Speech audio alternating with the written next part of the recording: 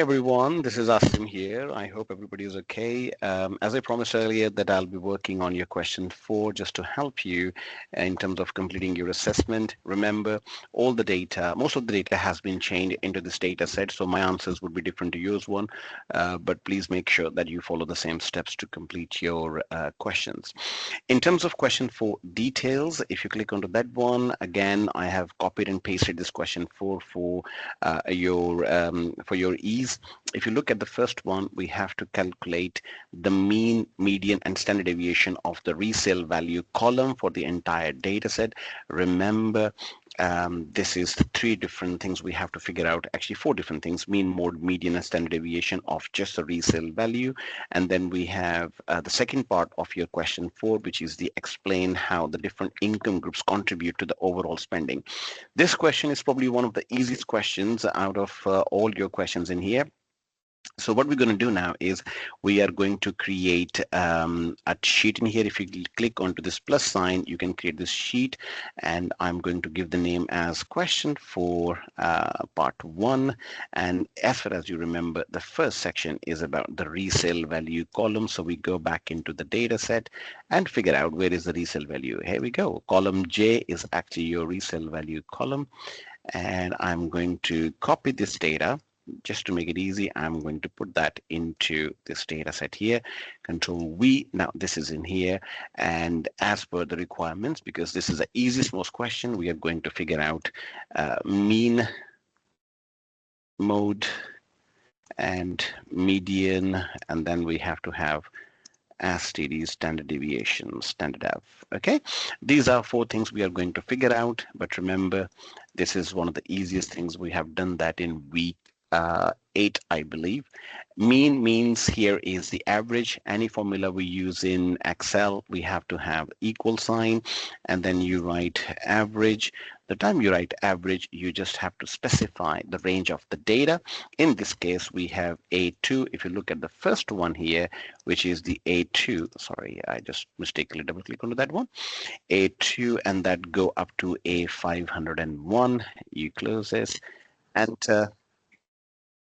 I have mistakenly put the double brackets, but actually you have to have one bracket. So this is your mean for the data set for the resale value. Similarly, mode is the repetition, the more repeating word in here. So equal mode. If you look at this mode, we got a mode multiple, mode singles. We are using a single mode in here, and then again the same range A2 to A501 bracket close. You press enter, and this is not applicable, means there is not even a single number which is repeating multiple times or single time. So in this case, we are going to replace that with 0. Press 0, and that's your answer for the mode. In terms of your median, you have to have equal median, and then again the same range of A2 to A501 and bracket close, and this is your median. Similarly, you can have the standard deviation, standard dev dot S. Remember, we are using the S value in here. Again, A2 to A501 bracket close, and that is your value for your mean, mode, median, and standard deviation. And then you put that into a table, make it a nice look one, and then you have to have this data set. And this is your question for part 1. Similarly, when you have to do your next question, which is going to be based on your pivot table. So what I would suggest you is you go back into your data, click anywhere, and then you go to your insert pivot table. Remember the same options again, make sure it's new worksheet. Okay.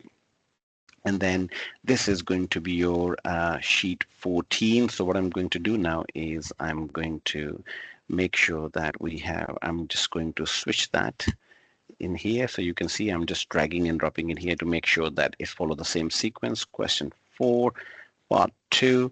Here we go. And here in your question 4 details, you have to explain how different income groups, right, contribute to the overall spending. Spending is the insurance cost, and then you have to have different income groups. So what you're going to do is, now here it is, you come back into this section, then you have to have the income level, which is this one, put that into the rows, and then you have to have the insurance cost, which is you drag and drop into the values here, and here you go. And then these sum of insurance cost, you go back into, you click onto this section, then you see value field settings, click onto that one and show values as, and then you can see show values as the percentage of column, percentage of this. So we are going to have this percentage of grand total, and click onto that one so you can see the different percentages for high, low, and medium level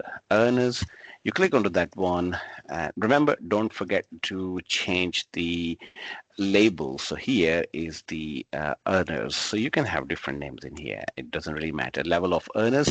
So click onto that one. You go back in your insert, and then you go into the pivot chart. Click onto this one, and you can have this one, or you can have a pie chart.